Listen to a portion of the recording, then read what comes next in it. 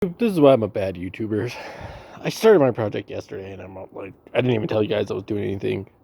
So, this is a h22 intake. No, it's not the one off my car. Watch, look.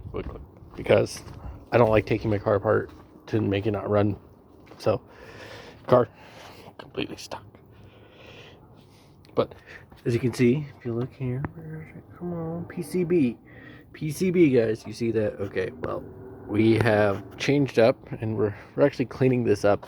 As it's a newer cast. It's not a Euro R cast. You can tell because the Euro R and Type S casts, they're just a little bit cleaner. Oh, hey, look, that valve's stuck.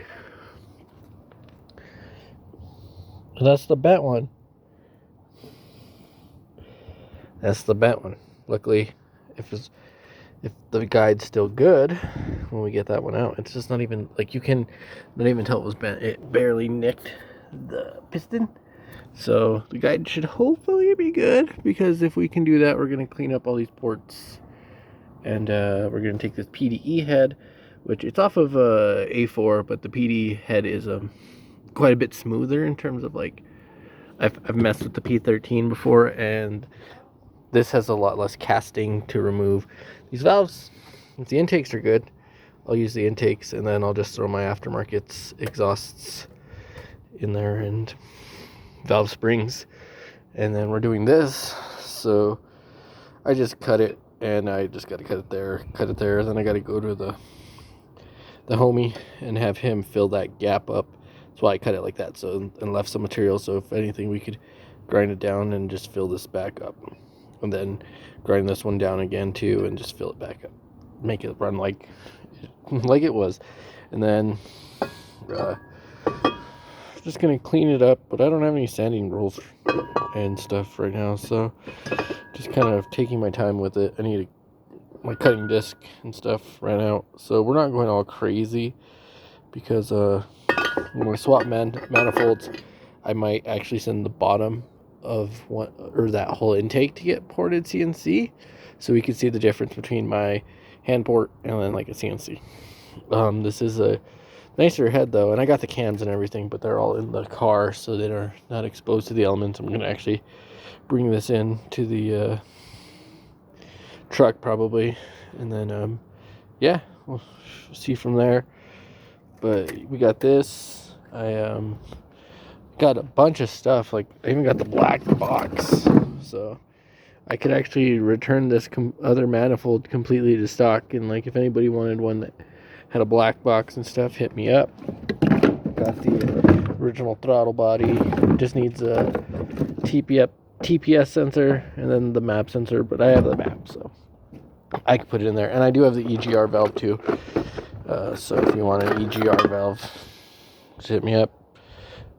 Hit me up on Insta. It's Markstar Scoob still. I might change it to Mark Status, but at another time. But yeah, guys, we're just gonna, I just have the head gasket on because I wanted to see if there was any really bad imperfections, but like, I don't know, this lines up so much, like, it's pretty true. I mean, there's casting flaws in terms of like that. You could just make that open a little bit more. Other than that, I would just make it a thin spot though too, so you have to think about things like that.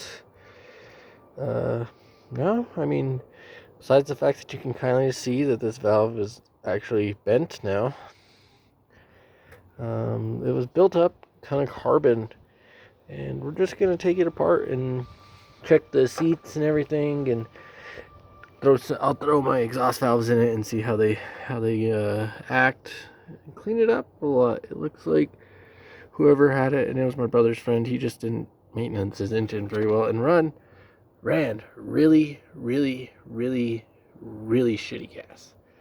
I don't like to cuss, but if you run gas that makes your ports look like this, where they are literally, you can tell that this motor has seen, I don't know, pre-detonation quite a bit, because there's burn marks in the valves. You're like, oh, these valves were, oh, I was just cruising. I'm like, your car doesn't just cruise and destroy a cylinder, because the cylinder was destroyed. But yeah, we're just gonna check to see if the valves I'm going to put in there, if they fit, then I'll just throw the those valves in. After, we'll just probably like lap them, throw them in there, and then I'll, or have it decked, and then I'll throw them in there.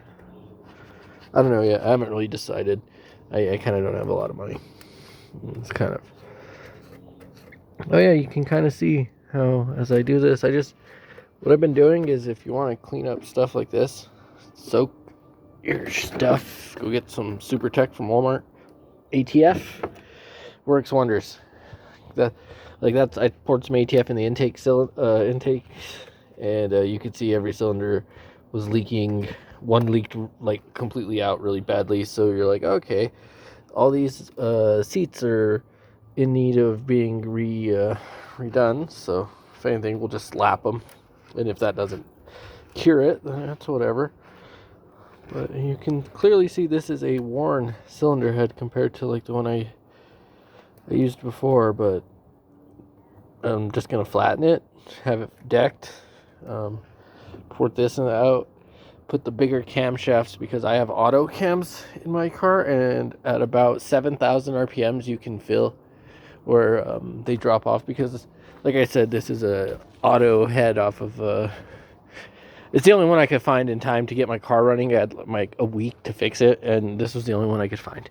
So yeah, we're gonna slowly turn my kind of crappy weird Frankenstein back into a real h22 again, with the JDM style head. It's not the JDM head, but it's a JDM style head, the smoother cast that they used for the last 2 years of the Prelude. And that's some fun facts. But yeah, I'm gonna probably see if I could get rid of my other head, but it just needs a valve guide. I ported it, but I don't think I did a very good job. That's why I didn't want to really risk running it. And if I could run this one and then have somebody really do magic on another cylinder head for my sleeve block, because I kind of don't want to give up on my H. I feel like every time I work on my H, it's fun. A lot of people like talk crap. I mean, my brother has a K20Z3 sitting in his garage, and those motors are nice, but I just was like, I don't need to be dreaming about, oh, you can make all this horsepower. I'm like, dude, I make enough power to get to work, to drive my car, to have fun, and ultimately, I don't treat my car like it's the fastest car in the world or anything. I'm just wiping stuff down, guys, just cleaning it up. But the cast itself is pretty, like the flange and stuff, they're pretty nice. I mean, it looks like it's been run for a while, but yeah, I just have it sitting, chilling, upside down, dripping. And yeah, I'll probably be cleaning this bad boy up. But yeah, going back to don't let people convince you that you need 700 horsepower just to drive your car to have fun with it. You could get away with still doing a B20 and having fun and making the car a cool little peppy car, you know. It's not always about horsepower, guys. It's not always about that. There's always going to be another dude with $50,000 worth of parts in his car that you don't have. So if you don't have the money, why not just have fun and get there when you get there? Anyway, guys, I'm going to keep messing around just slowly. I might take a wire wheel to this stuff, but yeah. I'll catch you later, guys.